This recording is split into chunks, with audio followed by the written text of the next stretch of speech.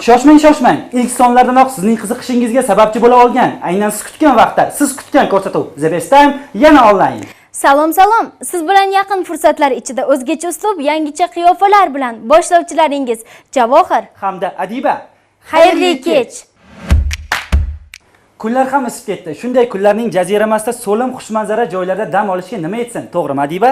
Ha, to'g'ri aytasiz. Viloyatimizdagi shunday bahavo go'shalarning biri haqida muxbirimiz Ilhom bizni batafsil tanishtirib o'tadi. Janub gavhari bo'lmish Surxon vohasi barchaga ma'lumki, o'zining mo'jizakor tabiati bilan boshqa viloyatlardan ajralib turadi. Shu kabi mo'jizalardan biri shubhasiz Sangardak sharsharasidir. Ajib tabiat, salqin shabada bu yerni odamlarning sevimli ziyorat maskaniga aylantirgan.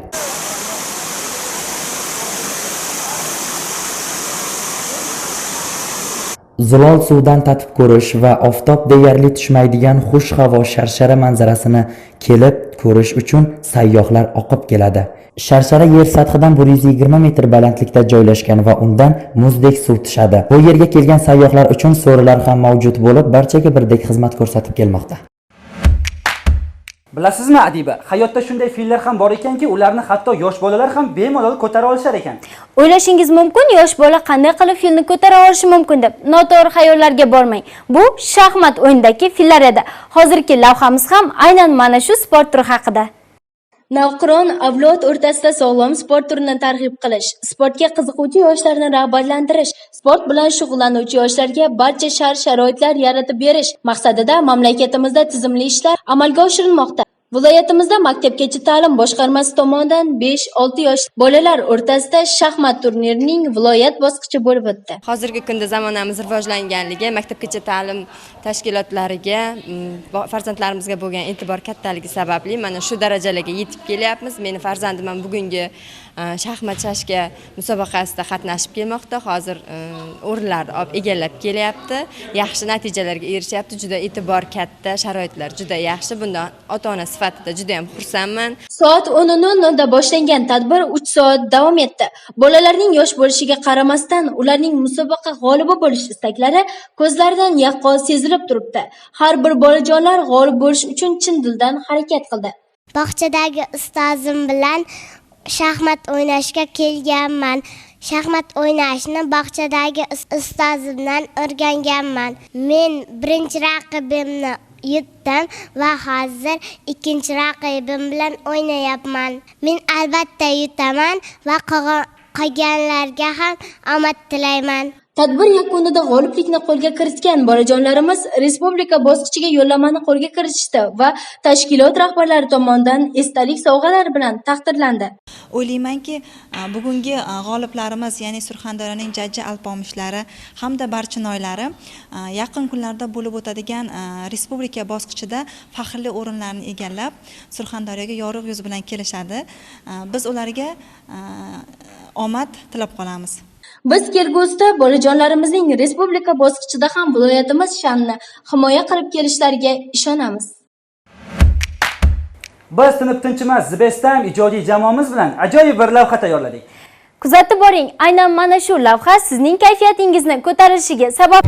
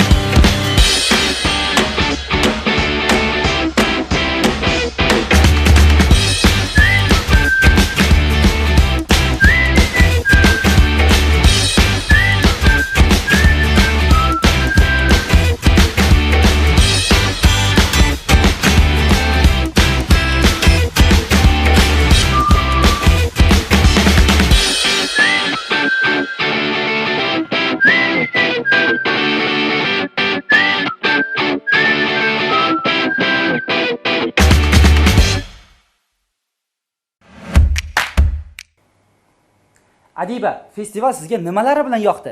Javohir, har bir tuman o'zlarining ko'rgazmalari va milliy hunarmandchilik buyumlari bilan ishtirok etganliklari menda yaxshi taassurot qoldirdi. 3 kun davomida o'tkazilishi ko'zda tutilgan festivalning bugun so'nggi kuni. Viloyatdan kelgan barcha tumanlarga maxsus joylar ajratilgan bo'lib, aynan hozir men turgan joy esa Sariosiyo tumaniga ajratilgan maxsus pavilyondir. Yurtboshimizning tashabbuslari bilan ilgari surilayotgan muhim 5 ta tashabbus doirasida festivalda ko'rgazmalar ham tashkil etilgan bo'lib, yana bir qator hunarmandchilik buyumlar festival ishtirokchilarining e'tiborini tortmoqda. Yoshlar oyligi doirasida butun respublikamiz bo'yicha chiroyli mana shunday tadbir bo'lib yotibdi. Bugun mana guvoh bo'lib o'tirmiz Surxondaryo viloyatining Termiz shahrida butun Surxondaryo yoshlari yig'ilib, yoshlar festivali doirasida katta tadbir bo'lyapti. Boshqa men bir jihat aytmoqchiman-da, boshqa viloyatlardan mana bu bizning festivalimizni ajralib turgani mana shu Termiz shahrida butun Surxondaryodagi yoshlar jamlanadi.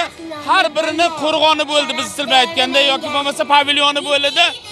O'zini san'atini, 5 ta tashabbusini namoyish qilyapti-da. Mana shu men o'ylaymanki, mana bunaqangi tadbir o'sib kelayotgan yoshlarimizga vatanga bo'lgan muhabbati, vatanni sevishga, vatan milliy vatanparvarlik ruhida yoshlarimizga bir katta motivatsiya bo'ladi deb o'ylayman. Tadbirda yoshlar juda ham faol ishtirok etmoqda. Buning yaqqol misolida esa hunarmand yoshlarning ijodi hamda hirgoya qilinayotgan kuy-qo'shiqlar orqali ham bilish qiyin emas.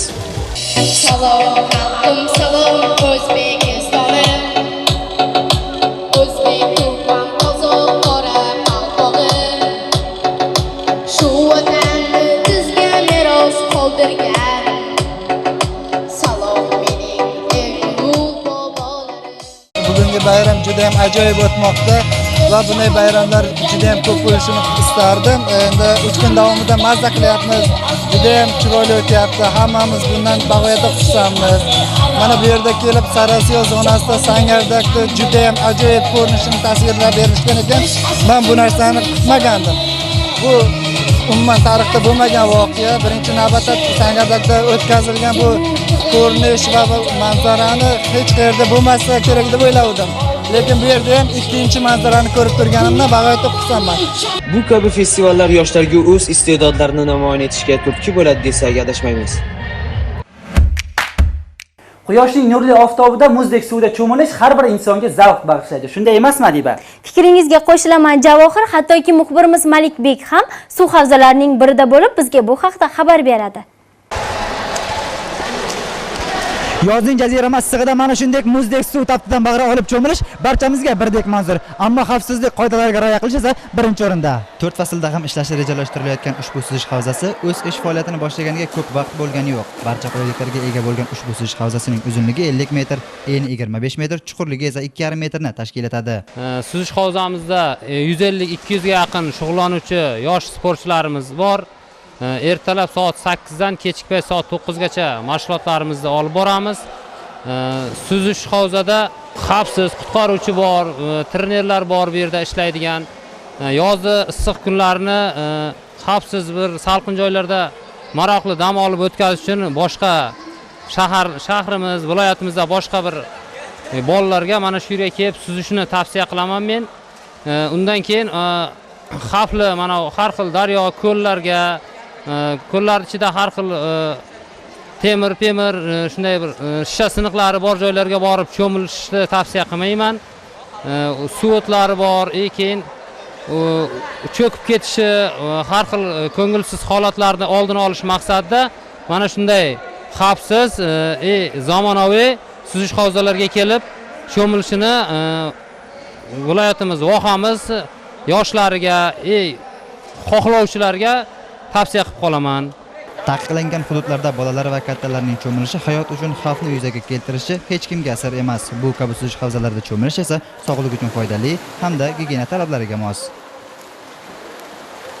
Bir haftadan oshdi shu yerga kelyapman. Qulayliklar yaxshi ekan, xavfsizlik choralari ko'rilgan. Cho'kish holatlari yo'q. Suvda suzish taqiqlangan joylarda suzishga qarshiman. Mana sharoitlar bor. Kelib cho'milinglarni tavsiya qilaman. Suvda suzish varikozni oldini oladi, qomatni rasolaydi. Umurtqasida nuqsoni bor odamlar tezroq tuzalishiga yordam beradi. Har kuni almashtiriladigan suvlarda kuniga 3 qismda jarayonlar davom etadi. Yurtimizda biz yoshlar uchun keng imkoniyatlar eshigi ochilgan desak adashmagan bo'lamiz. Bulardan biri bu so'zsiz Yosh jurnalistlar maktabidir. Surxondaryo viloyatida tashkil etilgan Yosh jurnalistlar maktabida bir kunlik dars jarayonlari qanday ketmoqda? Hozir shu haqda qani ketdik. Siz tasvirlarda ko'rib turgan ushbu dars jarayoni Surxondaryo viloyatida tashkil etilgan Yosh jurnalistlar maktabida bo'lib o'tmoqda. Tashkil etilganiga ko'p vaqt bo'lmagan bo'lsa-da, ushbu maskanda bilimli va tajribali ustozlar tomonidan o'quvchilarga jurnalistika sohasining sir-sinoatlari o'rgatib kelinmoqda. Joriy yilning 15-16 may kunlari bo'lib o'tgan ikkinchi kastingdan o'tdik va tez orada mana darslarimizdan boshlanib oldi. Olib borayotgan darslar barchamizga tushunarli bo'lib o'tmoqda va bu darslarda biz muxbir kim, jurnalist aslida kim va lavha va reportaj va lavhaning bir-biridan qanday farqi bor kabi savollarimizga javoblarni to'liq va mazmunli olyapmiz va kelajakda biz o'sha o'zimiz ko'rgan mashhur jurnalistlar kabi kuchli va xalqqa foydamiz tegadigan jurnalist bo'lib yetishishga umid qilamiz va bunga albatta barchamiz birlashib harakat qilamiz. O'zlariga ishonch bilan gapirayotgan bu yoshlar o'z oldiga qo'ygan maqsadlariga erishishida biz ham tilakdoshmiz. Ochig'i 3 kun davom etgan festival juda ham ko'tarinki ruhda bo'lib o'tdi. Shunday emasmi? Ha, albatta. Hattoki yurish marafonlari ham festival jadvallaridan o'rin olgan edi.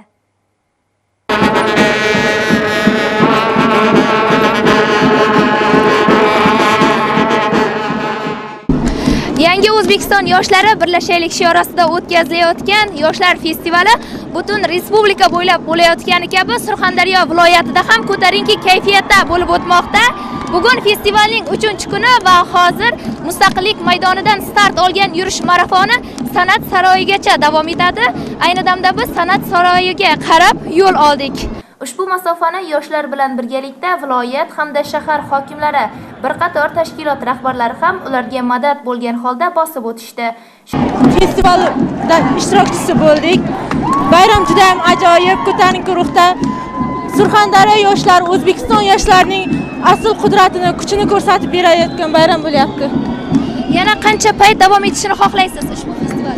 Doimo davom etsin, chunki yoshlarga bu yana ham ertangi kun uchun kuch-quvvat, harakatga undaydigan bayram bo'lyapti. Shuningdek, yoshlar o'rtasida sog'lom turmush tarzini keng targ'ib qilish maqsadida ham ushbu marafon tashkil etildi.